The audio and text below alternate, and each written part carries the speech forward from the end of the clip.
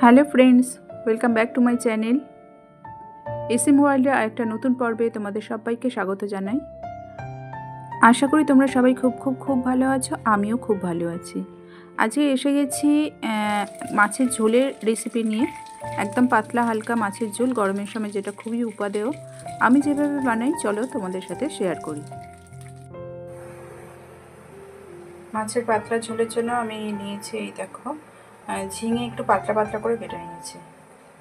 এইভাবে নিয়েছি পেঁপেটাকেও লম্বা লম্বা পাতলা পাতলা করে কেটে নিয়েছি। এবারে নিয়েছি লাল আলু। আমি গোল আলু নিইনি, লাল আলু নিয়েছি। এভাবে তোমরা চাইলে এমনি আলুও নিতে পারো। এরপরে আমি নিয়েছি হচ্ছে, তোমরা সবাই জানো, এটা হচ্ছে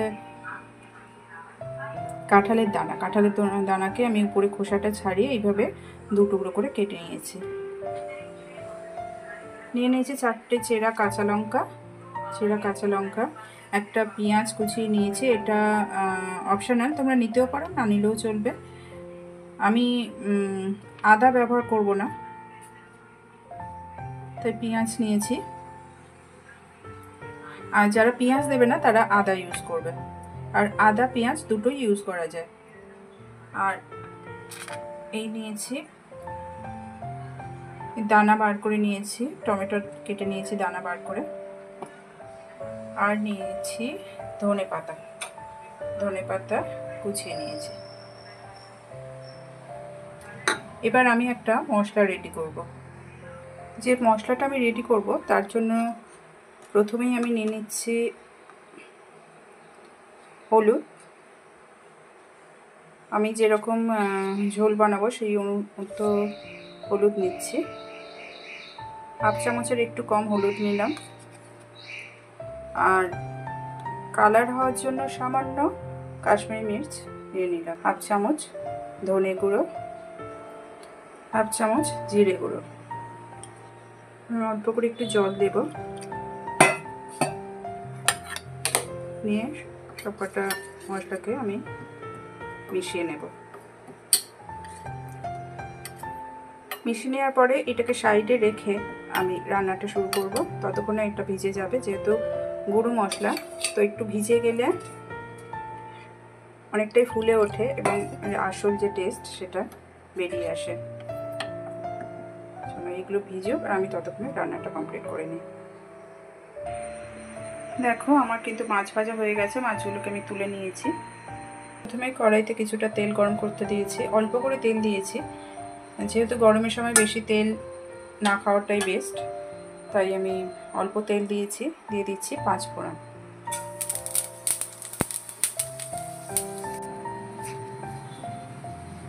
ফোড়নটা একটু সুন্দর সেন্ট বেরোলে, ভাজা ভাজা হয়ে এলে দিয়ে দিচ্ছি পেঁয়াজ। ছোটো একটা পেঁয়াজ নিয়েছি, তোমরা তোমাদের সবজি অনুসারে পেঁয়াজটা নেবে। যেহেতু আমাদের বাড়িতে খাওয়ার লোক ভীষণই কম, তাই অল্প করে আমি বানাচ্ছি।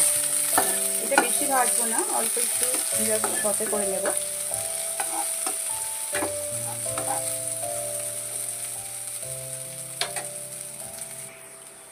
পেঁয়াজটা ভাজা ভাজা হয়ে গেছে। এরপরে আমি দিয়ে দেব টুকরো করা লাল আলু।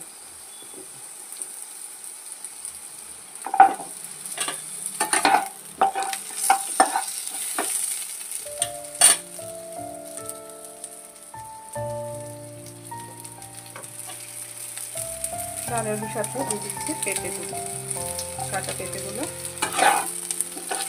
নাড়াচাড়া করে নেবো। আমি দেখো একেবারে কিন্তু তেল না দিয়ে মতো দিয়েছি।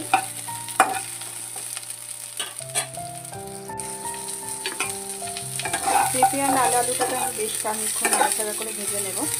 বেশি ভাজবো না, অ্যাকচুয়ালি খুব বেশি ফ্রাই আমি করবো না, কারণ তেল কম আছে আর গরমের সময় বেশি ভাজাটাই না ভাজাটাই ভালো।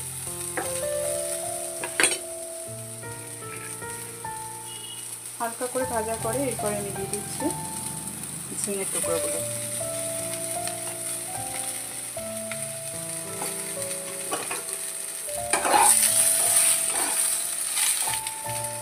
টুকরো করা টমেটো দিয়ে দিলাম কাঁচা লঙ্কা, 4টে চেরা কাঁচা লঙ্কা, আর দেব আমি কাঁঠালের দানা, সব একসাথে দিয়ে দিলাম। দেখতে পারলে আমি কিন্তু পেঁপে আর লাল আলুটাকে একটু ভেজেছি, বাকি সব কিছু কিন্তু আমি এমনি তুলে দিলাম। একটু নাড়াচাড়া করে নেব, নিয়ে সবজিগুলো যাতে একটু নরম হয়ে যায় সেই জন্য আমি এবারে একটু নুন দিয়ে দেবো। একেবারে পরিমাণ মতোই নুন দিয়ে দিচ্ছি, যতটা লাগবে তরকারিতে, ঝোল মাছের ঝোলে যতটা লাগবে ততটাই নুন আমি দিয়ে দিচ্ছি।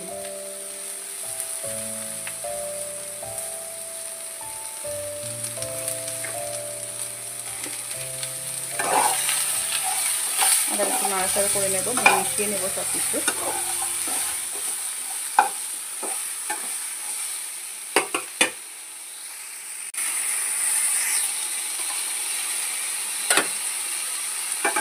সবজিগুলো আরও একটু নাড়িয়ে চাড়িয়ে নিয়ে, হালকা হাতে নাড়িয়ে চাড়িয়ে নেওয়ার পরে আমি ঢাকা চাপা দিয়ে দেবো, সবজিগুলো আরও নরম হয়ে যায়। এইভাবে মিনিট 2 আমি হতে দেব, গ্যাসটা সিম করা আছে।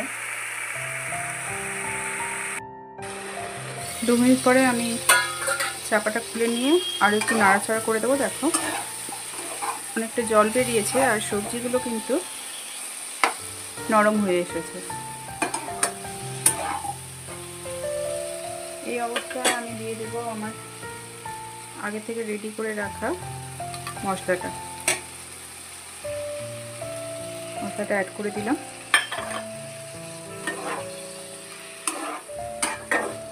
আবার একটু নাড়াচাড়া করে নেব।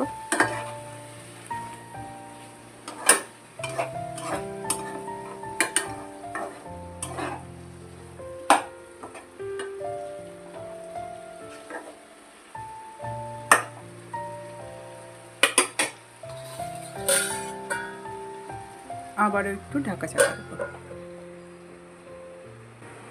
2 মিনিট পরে আমি আবার ঢাকাটা খুলে নিলাম আর একটু নাড়াচাড়া করে দেব। বেশি কষাবো না, এত গরমে কষানো খাবার খাওয়া একেবারেই উচিত না। হালকা সিদ্ধ হয়ে গেছে, এরপরে আমি ঝোলের জন্য যতটা জল আমার লাগবে ততটা জল ইউজ করব। যে বাটিটায় মশলা রেখেছিলাম সেটা ধুয়ে জলটা দিয়ে দিলাম, আর দিয়ে দিচ্ছি পরিমাণ মতো জল। তোমরা যে যেরকম ঝোল খাবে ততটা জল দেবে। আমি মোটামুটি 1 কাপের একটু বেশি জল দিলাম, 1.5 কাপ মতো জল অ্যাড করলাম। এবার গ্যাসটাকে একটু বাড়িয়ে দিয়ে গ্যাসটাকে ফুলে রেখে ঝোলটাকে ফুটিয়ে নেব। চাপা দিয়ে দিলাম, গ্যাস কিন্তু একদম হাই ফ্লেমে আছে। গ্যাসটা হাই ফ্লেমে আছে, একটু ফুটে উঠলে আমি আবার গ্যাসটাকে কিন্তু কমিয়ে মিডিয়াম বা লো করে দেব, তাহলে সবজিগুলো ভালো করে সিদ্ধ হবে। এবার আমি ঢাকাটা খুলে দেখছি সবজিগুলো কতটা সিদ্ধ হলো। দেখো ঝোল কিন্তু ফুটতে আরম্ভ করেছে আর খুব সুন্দর একটা কালার এসেছে।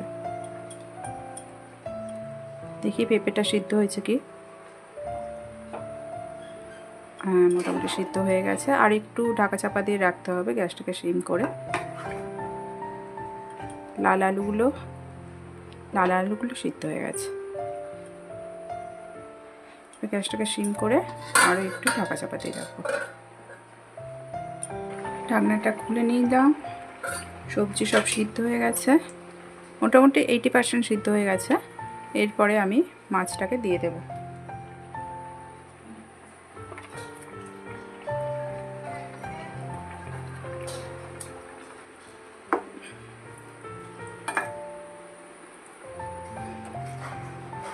গ্যাসটাকে আবার হাই করে আর একটু ফুটিয়ে নেব।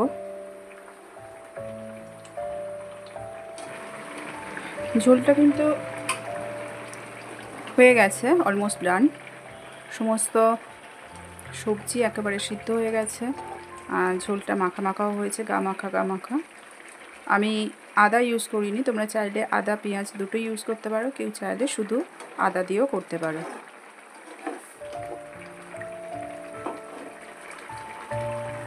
আমি এই সময় একটু নুনটা দেখে নিয়েছি, তোমরাও একটু নুনটা দেখে নেবে যদি কম বেশি কিছু হয়। আমি একটু নুন অ্যাড করলাম এতে।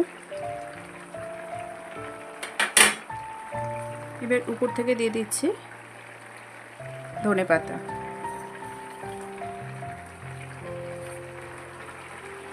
ধনেপাতা দিয়ে আবার একটু ভালো করে মিশিয়ে দেব। আজকে রুই মাছ দিয়ে পাতলা মাছের ঝোলের রেসিপি ডান। আর তোমরাও বাড়িতে এইভাবে বানিয়ে খেয়ে দেখো, গরম ভাতের সঙ্গে জাস্ট ফাটাফাটি লাগে। আর এইরকম গরমের দিনে শরীরের জন্য খুব উপকারীও বটে। তাহলে আর কি, আজ তবে এই পর্যন্ত। আবারও এসে যাব পরের দিন নতুন কোনো রেসিপি নিয়ে। ততক্ষণ পর্যন্ত তোমরা সবাই ভালো থেকো, সুস্থ থেকো, হাসতে থেকো, আর অবশ্যই আমার পাশে থেকো।